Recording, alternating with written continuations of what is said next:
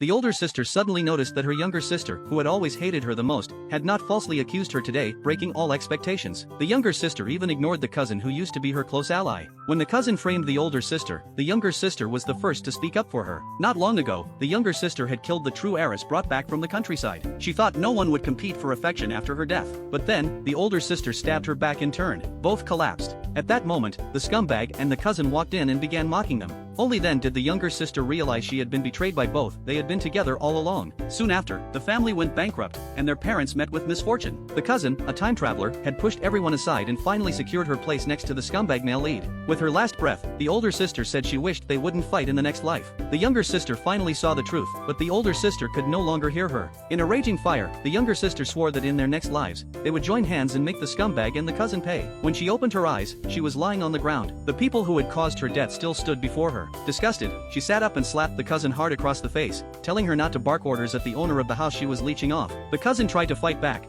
but the older sister held her back and gave her a hard slap of her own. Only then did the younger sister realize she had been reborn back to the day the cousin had set her up to faint after being frightened by the older sister's dog, hoping to have the older sister kicked out of the house. When their mother arrived, the cousin sobbed and accused the older sister of hurting her. Just as the cousin was about to succeed in driving them apart, the younger sister slapped her again, saying she was only brushing a bug off her face. Then she told their mother she had just been playing with the older sister's dog. But seeing the older sister's cold demeanor, their mother still ordered the housekeeper to send her away. The younger sister quickly stopped her. In the previous life, her mother had believed the cousin's lies, leaving the older sister deeply misunderstood, and even their two brothers disliked her. The cousin tried to twist the situation again, asking the younger sister if she had been threatened. The younger sister said a few sharp words and sent her slinking away. She tried to grow closer to the older sister, speaking well of her in front of their mother, but the older sister refused to accept their mother's kindness. Frustrated, the younger sister decided she would spend this life being her mother's favorite daughter while trying to bridge the gap between her mother and sister. She followed the older sister outside and said she wanted to build a better relationship with her. To her surprise, the older sister had also been reborn. Just then,